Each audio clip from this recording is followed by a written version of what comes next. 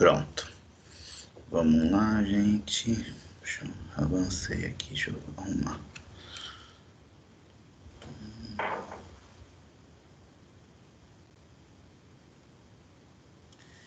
Bom dia a todos. Vamos iniciar a aula de hoje. Espero que todos estejam bem. E hoje o tema da nossa aula hoje, nós estamos na seção 2.2. Vai falar de territorialidade, tá? Territorialidade e extraterritorialidade. Esse é o tema da aula hoje. Hoje nós falaremos a seção 2.2 e iniciaremos a seção 2.3. Aí com isso a gente está bem em dia com a aula, tá certo? Territorialidade. Territorialidade, o que vai tratar deste assunto? Territorialidade é o direito penal internacional. Nós vamos aprender hoje quando que se aplica a lei penal. A regra e vamos verificar as exceções. A regra é a coisa assim mais tranquila, né? Assim, vamos dizer, a coisa mais fácil que tem vai ser a regra. Ou seja, eu aplico a lei penal no local que ocorreu o crime. Então, o crime ocorreu no Brasil, eu aplico a lei penal brasileira. Até aí é o tranquilo, é o básico, é assim que é feito. Então, crime ocorrendo no Brasil, aplico a lei penal brasileira. Ponto. Vocês estão vendo o slide também?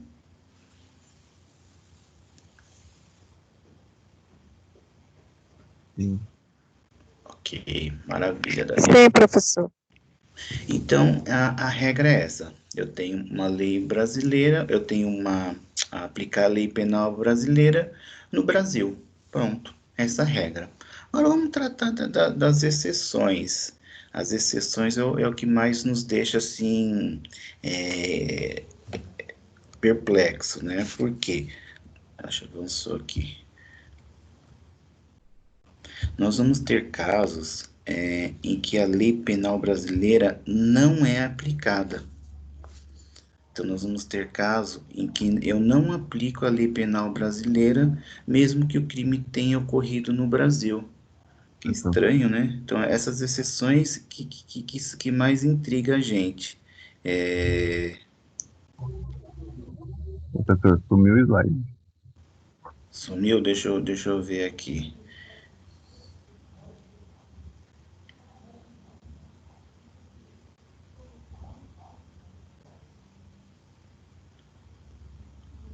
O meu não muda de slide, está no primeiro só.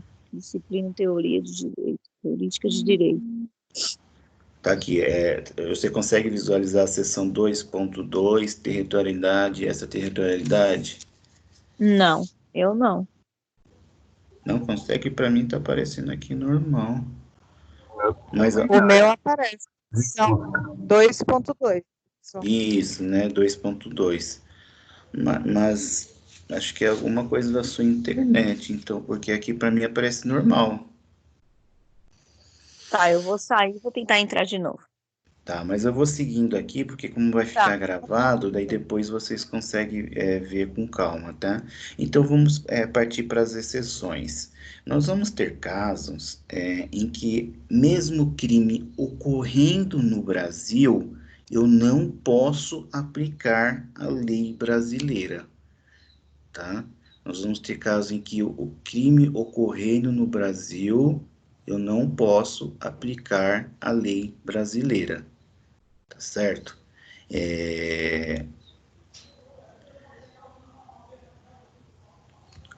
Então, vamos lá. O crime ocorreu dentro do território brasileiro e eu não aplico a lei brasileira. Nós estamos falando aqui do princípio da territorialidade temperada ou mitigada, em que a gente tem o caso que o crime ocorre no Brasil e eu não posso aplicar a lei brasileira. Por quê? Porque o Brasil é signatário de tratados e convenções internacionais. Uma vez que o Brasil é signatário desses tratados e convenções internacionais, ele tem que seguir, ele tem que respeitar essas regras internacionais. Então, vamos partir do pressuposto que o crime ocorreu na Embaixada da França. Então, nós temos ali, não sei onde fica a Embaixada da França, vamos supor que fica ali nos Jardins. Então, nós temos um crime envolvendo o embaixador da França lá na Embaixada da França. Nesse caso, nós não vamos aplicar a lei brasileira, vai ser aplicada a lei francesa. Então, é uma exceção desse princípio da territorialidade. O crime ocorreu no Brasil, só que está envolvendo pessoas de outra nacionalidade, no caso, o embaixador. Se envolveu o embaixador, ele cometeu um crime, ele vai ficar impune? Não, ele não ficará impune. Só que eu não aplico a lei brasileira. Eu vou aplicar a lei da França. Tá certo? Então, o embaixador da França comete um crime dentro do território brasileiro. Ele vai ser julgado pela lei brasileira? Não. Ele não será julgado pela lei brasileira. Ele vai ser julgado pela lei francesa. Esse é um exemplo de uma exceção do princípio da territorialidade. Tá certo? Então, ele vai ser julgado pela lei francesa. Tá bom? Nós temos o caso, então, resumindo, chama intraterritorialidade. É a aplicação da lei estrangeira ao crime cometido no Brasil. Aí, quando nós demos o exemplo, são o caso é a imunidade do diplomata, tá certo? E alcança todas as pessoas que estão lá dentro da embaixada? Não, ele vai alcançar somente o corpo diplomata. Então, vamos partir do pressuposto que quem cometeu o crime foi a empregada do diplomata, uma pessoa brasileira. Aí a imunidade não alcança ela.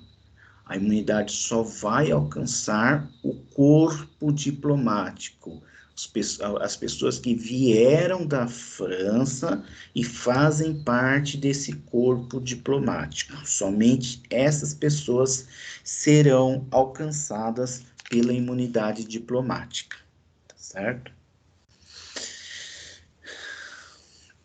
Então, vamos partir agora para um segundo tópico aqui da nossa aula, que chama extraterritorialidade.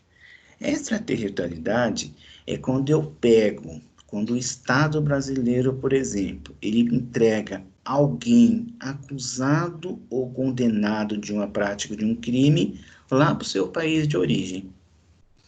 Então, nós temos casos assim bem emblemáticos de que a pessoa estava aqui no Brasil, então ele cometeu um crime lá no país de origem dele. Ele comete um crime lá nos Estados Unidos. Só que ele vem para o Brasil se esconder aqui no Brasil. O que acontece? O Brasil pode pegá-lo e devolvê-lo para o país de origem. Pega ele aqui do Brasil e devolve para o país de origem, para que lá ele cumpra a pena dele ou que lá ele receba um procedimento penal adequado de acordo com a lei dele.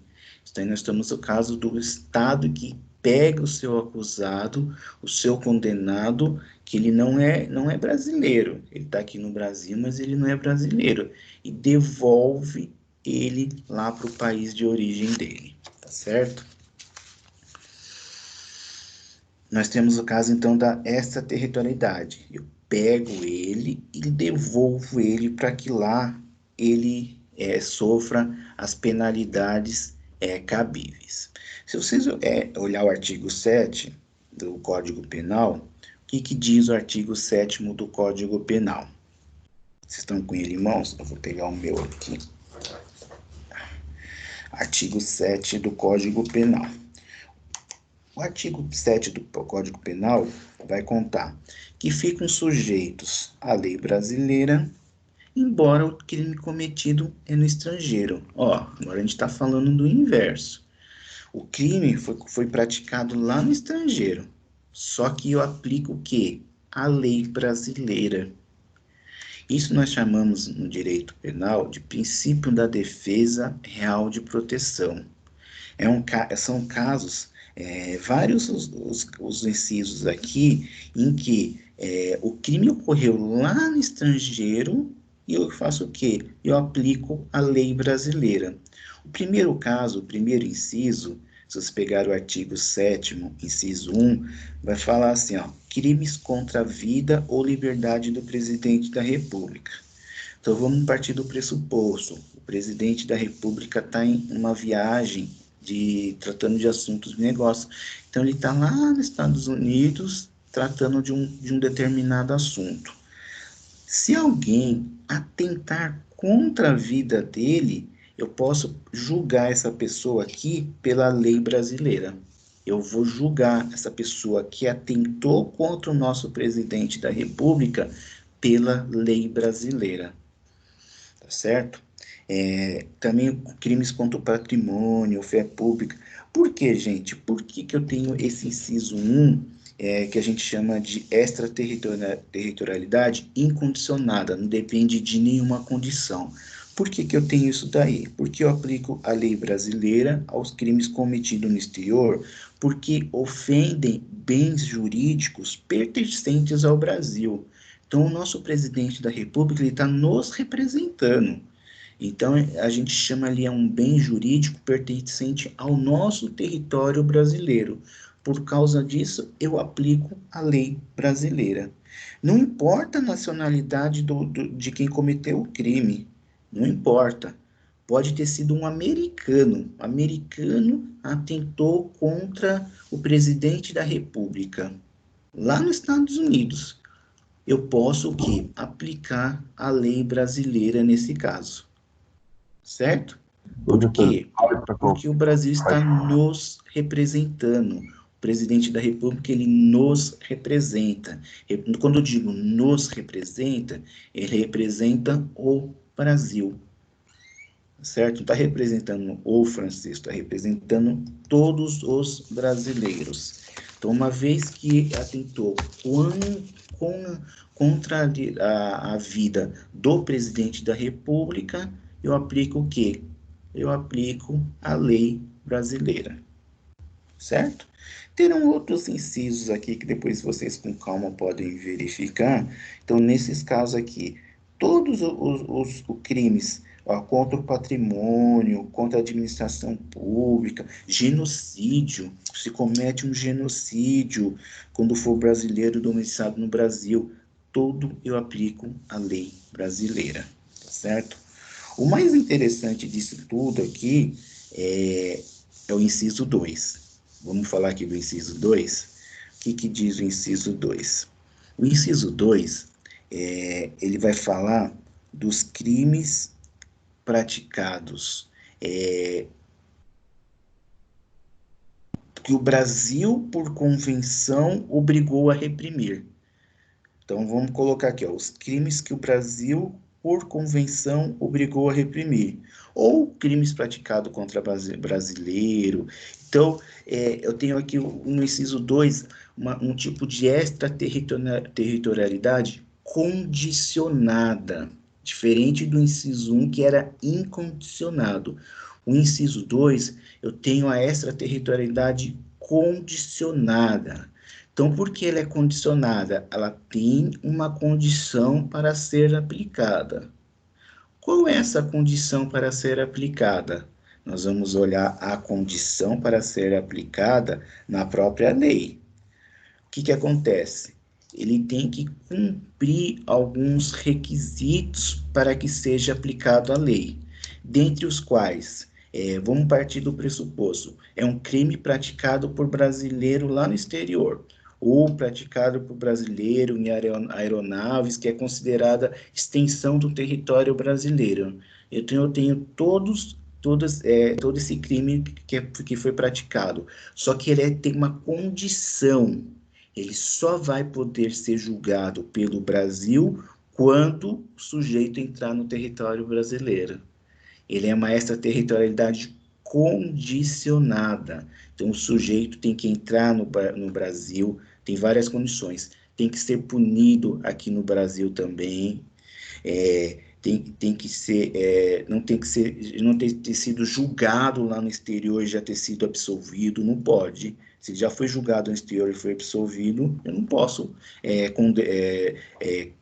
julgá-lo aqui no Brasil novamente. Senão seria um bis in idem, que a gente chama, né? Ele não pode ser condenado, não pode ser julgado por dois fatos, pelo mesmo fato em duas condições diferentes. Ele já foi absolvido no exterior, ele pode ser condenado no Brasil, e já foi absolvido, né? O que acontece?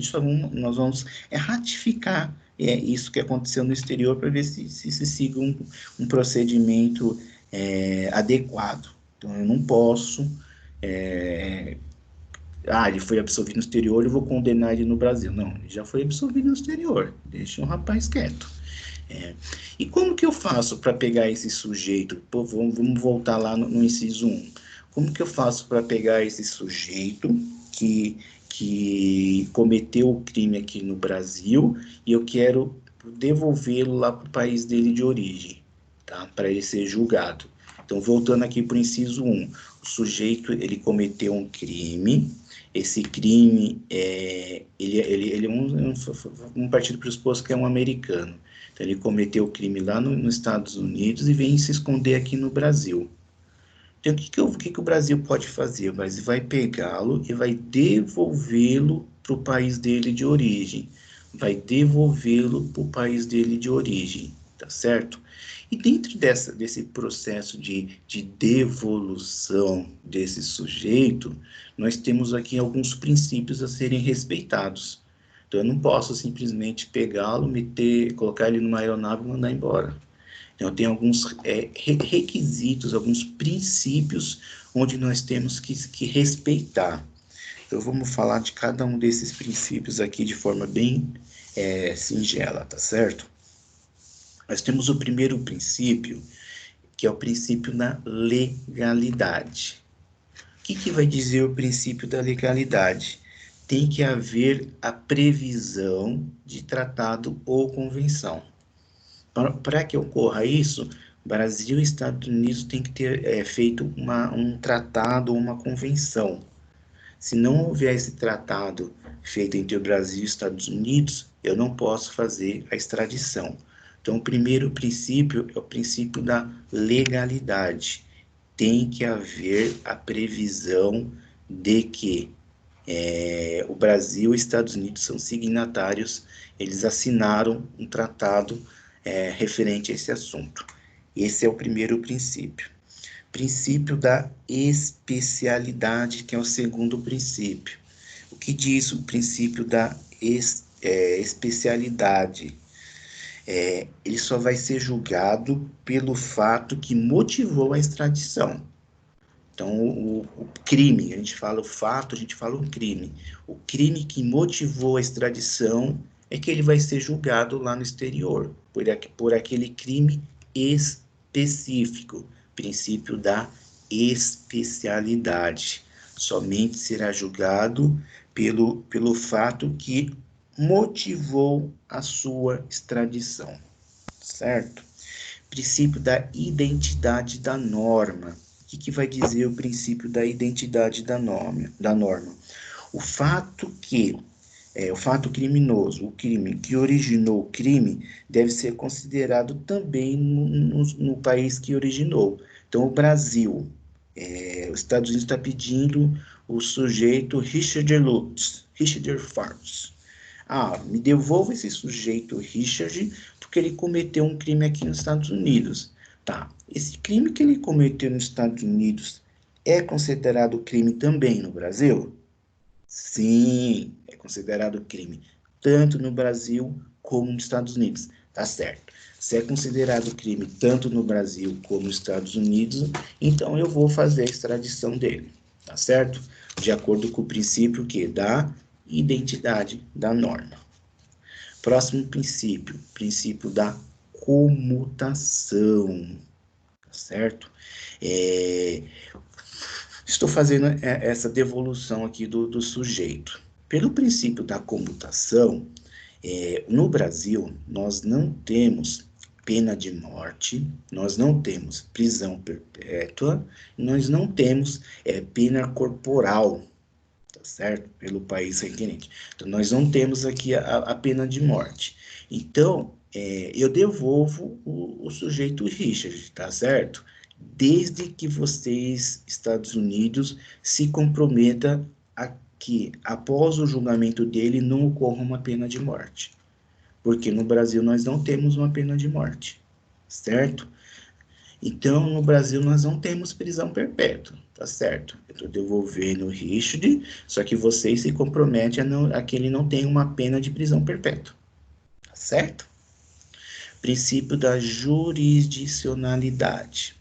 O que diz o princípio da jurisdicionalidade? Quando vocês forem aprender em direito constitucional, vocês vão ver que no Brasil nós não temos tribunal de exceção. O que é um tribunal de exceção?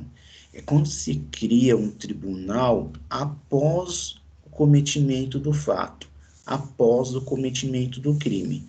Então, nós temos tudo, no Brasil, primeiro nós já temos os tribunais, nós temos os órgãos jurisdicionados, se vocês vão aprender com o professor Lucas, a jurisdição, a competência, todos são princípios que nós já temos. Nós não podemos criar um tribunal após o fato cometido, certo?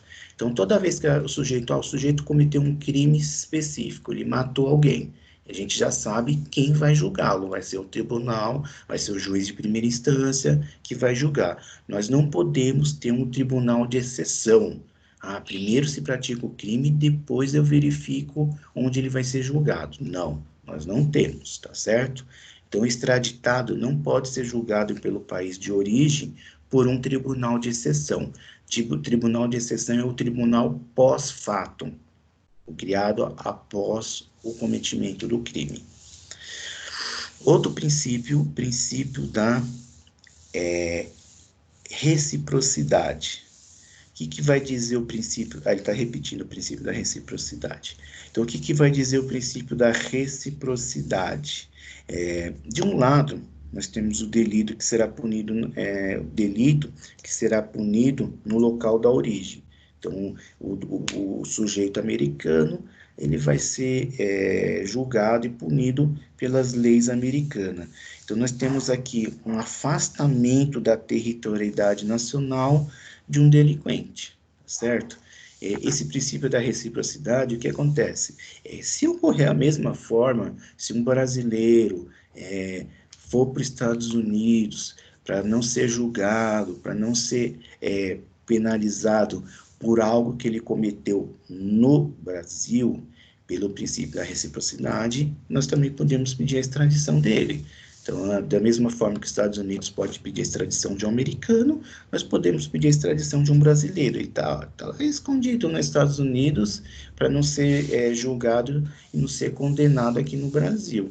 Então, nós vamos pedir que ele seja extraditado, porque o Brasil e os Estados Unidos, eles são signatários. Eles assinaram um documento dizendo que sempre que ocorrer esses casos, nós vamos poder fazer a extradição. Princípio do non bis in idem. Non bis in idem. Então, se houver um conflito de competência, os dois países estão querendo fazer o cometimento, os dois países estão querendo falar, eu sou competente porque os Estados Unidos é competente, o Brasil é competente porque o Brasil é competente. O país que está requerendo assume a obrigação de comutar o tempo da prisão. Então, ele já cometeu o crime, ele já está um tempo preso lá nos Estados Unidos, ele já está 2 anos preso nos Estados Unidos, tá certo? Esses 2 anos preso que ele está nos Estados Unidos, eu vou comutar. Então, vamos supor que no Brasil, ele pegou uma penalidade de 10 anos.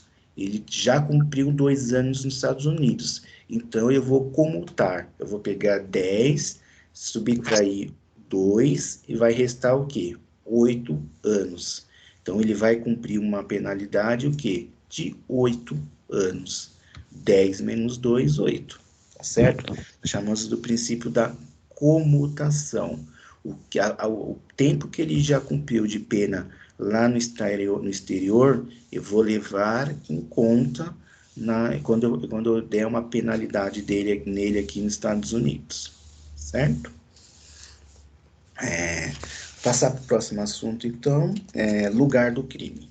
Então, eu vou falar para vocês que nem nós falamos na aula passada, que vocês participaram comigo. Então, nós já saímos aqui da extradição, vamos para um assunto novo que chama lugar do crime. Então, nós temos, novamente, como foi anteriormente lá em Tempo do Crime, da aula passada, no lugar do crime, nós temos 3 teorias. Então, vamos ler o que diz a teoria da atividade. Considera-se lugar do crime aquele que ocorreu ação ou omissão, ainda que outro seja o seu resultado. Então, esse é o lugar do crime. Então, sempre nós vamos pensar em lugar do crime quando nós temos aqui um conflito entre 2 países diferentes.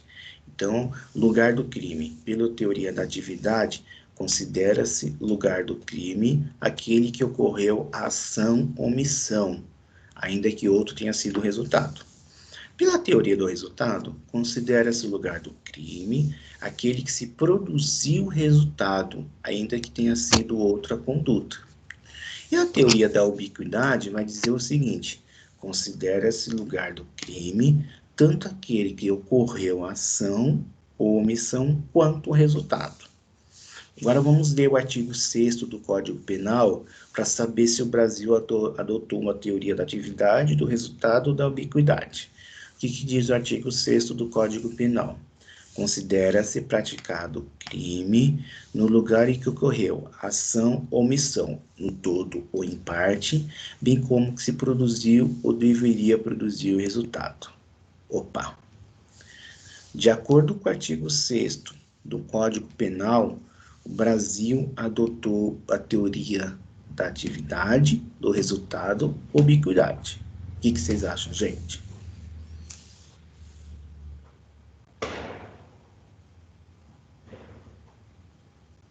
Daniel, o que você acha, Daniel? Débora, o que você acha? Abre o microfone e fala, Débora. Peraí, professor, eu tô boiando. Ó, Daniel, dá uma olhada no slide. Lugar do crime. Temos a teoria da atividade, a teoria do resultado e a teoria da ubiquidade. Então, cada uma dessas teorias vão falar uma coisa. Teoria de atividade. Considera-se o lugar do crime aquele que ocorreu a ação ou omissão, ainda que outro tenha sido o resultado. Teoria do resultado. Considera-se o lugar do crime aquele que se produziu o resultado, ainda que outro seja o da conduta. E teoria da ubiquidade. Considera-se o lugar do crime tanto aquele que produziu a ação ou omissão quanto o resultado. Nós temos o artigo 6º do Código Penal. O artigo 6º do Código Penal considera-se praticado crime no lugar em que ocorreu a ação ou omissão, no todo ou em parte, bem como que se produziu ou deveria produzir o resultado. Com base no artigo 6º do Código Penal, o que você diz, Eduardo? O que você diz, Eduardo? Nós adotamos qual das 3 teorias? Da atividade, do resultado ou da ubiquidade? Oi. Genivalda, qual teoria adotamos? Eu acho que a teoria da atividade, né, de acordo com o A conceito atividade da... fala, ó, lugar do crime, o crime que ocorreu ação ou omissão. Olha o que diz o artigo 6º. Considera-se praticado crime no lugar em que ocorreu ação ou omissão, todo e parte, bem como onde se produziu ou deveria produzir o resultado. Ó, bem como onde se produziu ou deveria produzir o resultado. Eu acho que é a teoria da ubiquidade. Ubiquidade, né? Teoria da ubiquidade. Ubiquidade, Daniel. A Débora, acho que a Débora que falou. Ele pode adotar 2 teorias a partir do... Não, só uma. A mais Dessas 3 completa aí, teorias, o Brasil já adotou, não é que pode, ele já adotou, com base no artigo 6º, ele já adotou uma dessas 3 teorias. Qual dessas 3 teorias o Brasil já adotou? Karina, fala pra gente, Karina.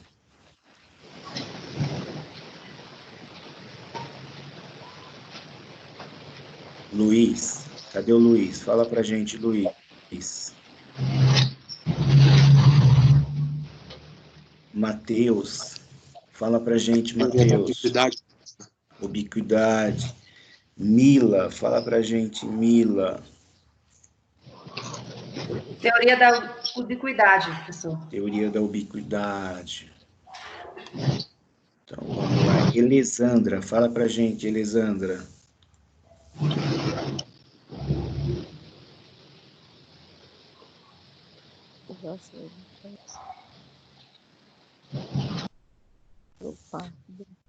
Cadê a Elisandra? A Elisandra não vai falar pra gente.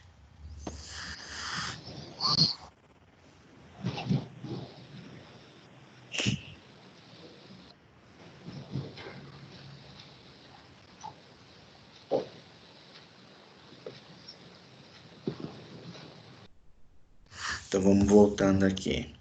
Então, com base no artigo 6º, o Brasil adotou a teoria da ubiquidade. Então, o Brasil adotou a teoria da ubiquidade com base no artigo 6º do Código Penal, certo? Quando utilizaremos essa teoria? Isso é o mais importante a gente saber. A gente sabe que existe uma teoria, e quando que a gente vai utilizar essa teoria? Quando houver um crime à distância ou de espaço máximo, e quando esse crime ofender 2 países diferentes. Então, nós estamos falando aqui de crimes que ofendam 2 países. Então, vamos partir do pressuposto, ele começa a estar no Brasil ali, Brasil com divisa com Paraguai. Então, Brasil, na divisa com Paraguai, nós temos ali a cidade que tem as cachoeiras, né? Foz do Iguaçu.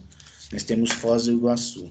Então, o crime é cometido pela teoria que nós vimos agora, teoria da ubiquidade, considera-se o lugar do crime tanto aquele que ocorreu a ação, como que ocorreu a ação-omissão, como que ocorreu o resultado. Então, vamos partir do pressuposto que o crime foi cometido ali na divisa do Brasil com o Paraguai. Então, um brasileiro pega um outro brasileiro, um paraguaio, dá uns tiros ali na divisa.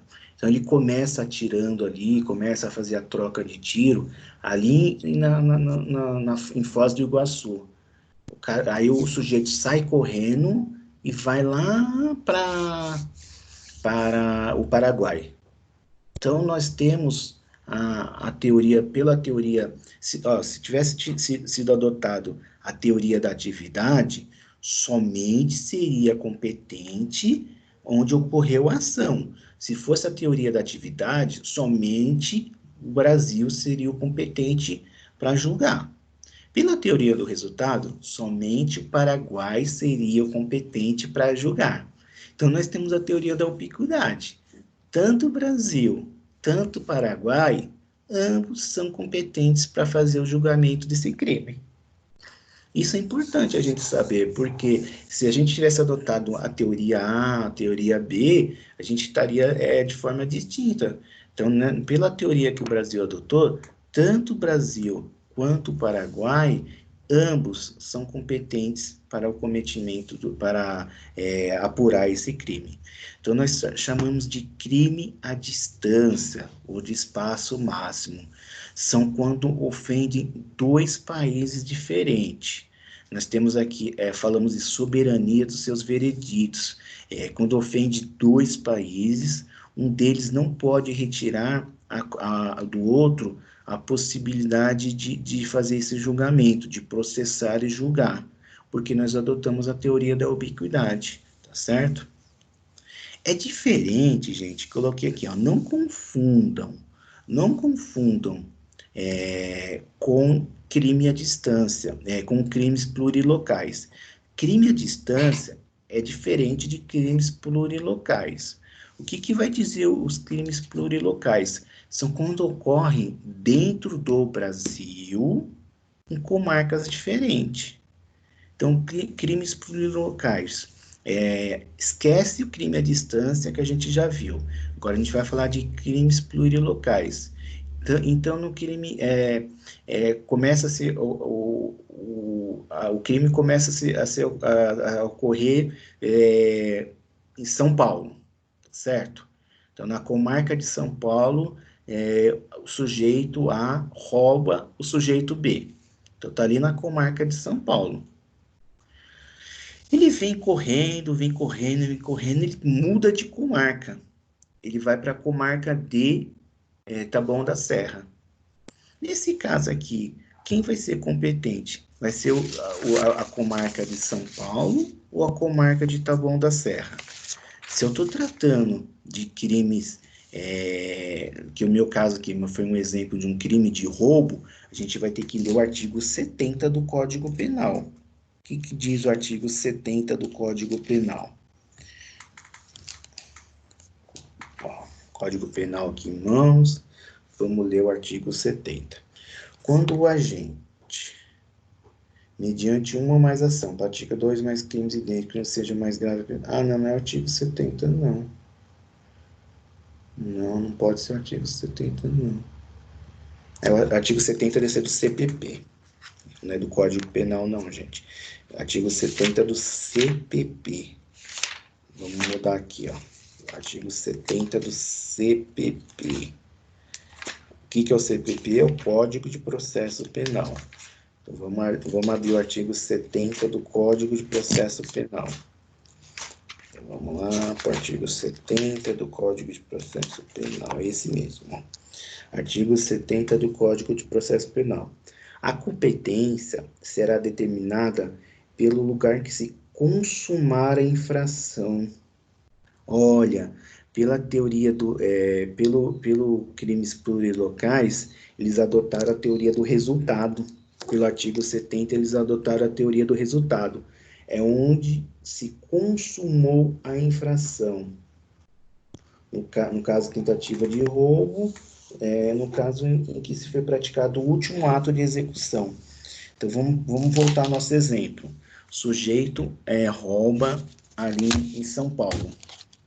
Então, se ele roubou em São Paulo, a competência será de São Paulo. Só que vamos partir do pressuposto que ele vai e rouba um carro em São Paulo, vem para Taboão da Serra e rouba uma pessoa em Taboão da Serra. Então, ele roubou um carro em São Paulo, veio para Taboão da Serra e roubou uma pessoa em Taboão da Serra. A competência será pela teoria do resultado, onde se praticou o último roubo.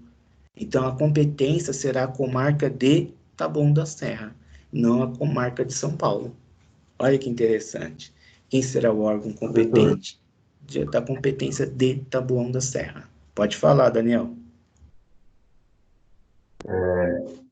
Aí está artigo 70 do CP, do CPP. CPP. Isso.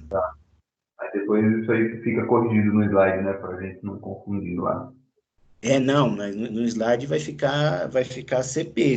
Vocês vão ter que assistir o áudio e ver, porque eu não consigo mais mudar o slide. Aí no áudio vocês vão ter que ver que é CPP, artigo 70 do CPP, porque a gravação fica do jeito que está aqui, eu não consigo mais mexer na gravação.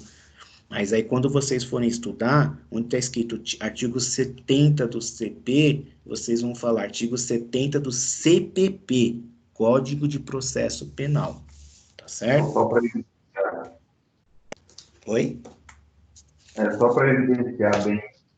Isso, artigo 70 do Código de Processo Penal.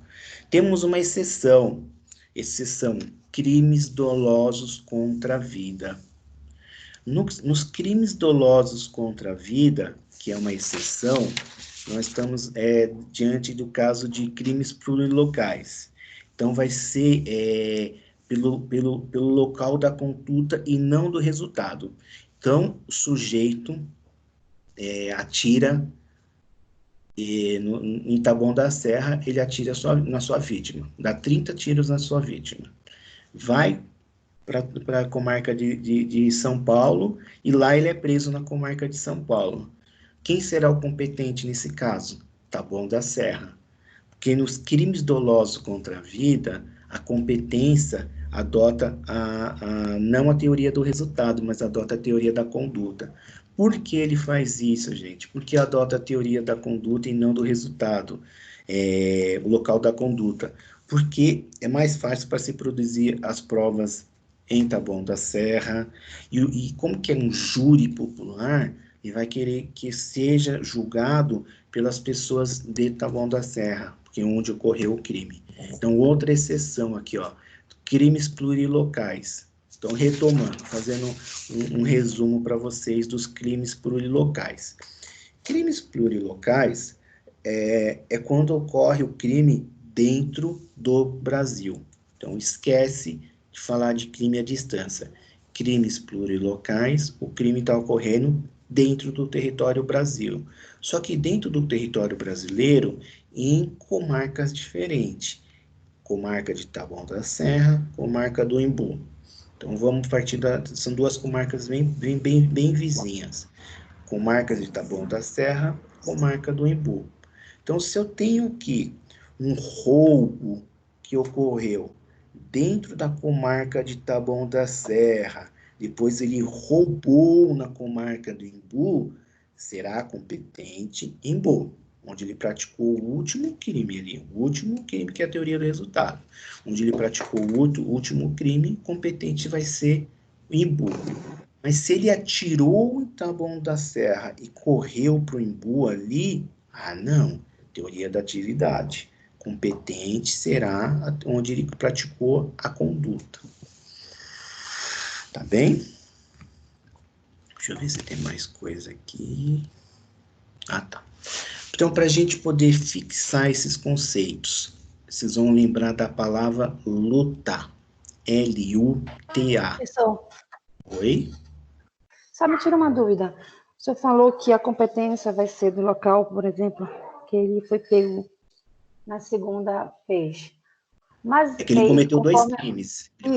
Vamos supor, ele cometeu um crime de roubo em São Paulo, certo. E foi a Taboão, assaltou, cometeu um latrocínio, vamos supor. Roubou e matou uma pessoa. Não, continua crimes contra a propriedade. Sim. Pode continuar. No caso, aí o senhor disse que vai ser julgado em Taboão, que é onde tem a materialidade do crime, vamos dizer assim. Não, artigo 70, ó. A competência será, de regra, determinado pelo lugar que se consumou a infração. Pois é, mas ele não consumou uma infração primeiro em São Paulo? Sim, mas aí a gente vai falar de crimes continuados ali no artigo 69, 70 e 71. Quando você for ver o montante, ele não vai ser um crime, ele vai ser praticamente um crime só, porque foi dentro do mesmo contexto. Então, nós vamos falar assim, ele praticou um crime em São Paulo, mas no mesmo contexto, na mesma continuidade delitiva, ele praticou um crime no Embu também. Foi no mesmo contexto. Quando acontece crimes no mesmo contexto, ele vai ser julgado pelo último local. Tá, ok, obrigado. Nada. Deixa eu acender. Eficácia da... então, para vocês fixarem o conceito, nós vamos ter aqui L-U-T-A, luta. Então, quando for lugar do crime, teoria da ubiquidade. Quando for tempo do crime que a gente viu lá atrás, teoria da atividade. L-U-T-A. Então, se cair na prova, o nosso Código Penal adotou, de acordo com o lugar do crime, qual teoria? Vocês vão lembrar da palavra luta. Lugar do crime, teoria da ubiquidade. Nosso Código Penal, de acordo com o tempo do crime, adotou qual teoria? Teoria da atividade. L-U-T-A. Luta. Certo? E para finalizar esse primeiro conceito nosso aqui, a gente está falando da eficácia da lei em relação às pessoas. Então, como regra, gente, a lei penal é aplicada para todos. Então, tem algumas exceções que nós vimos anteriormente. Qual é a primeira exceção? As imunidades. No caso da imunidade, tem alguém mexendo no meu slide e assume o controle, que não mexe no slide não, senão vocês assumem o controle.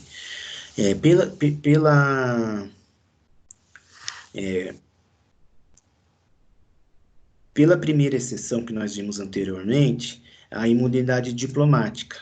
Então, aquele corpo diplomático será julgado de acordo com a lei do seu país. Uma outra imunidade que eles falam aqui é com relação às pessoas, os parlamentares, o artigo 53 da Constituição Federal, e também temos a imunidade do advogado. Então, no caso, assim, eu como advogado, eu sou imune. Se eu for chamado perante o judiciário e o juiz querer que eu fale a verdade, eu posso não falar a verdade. Eu posso, porque eu tenho uma imunidade profissional.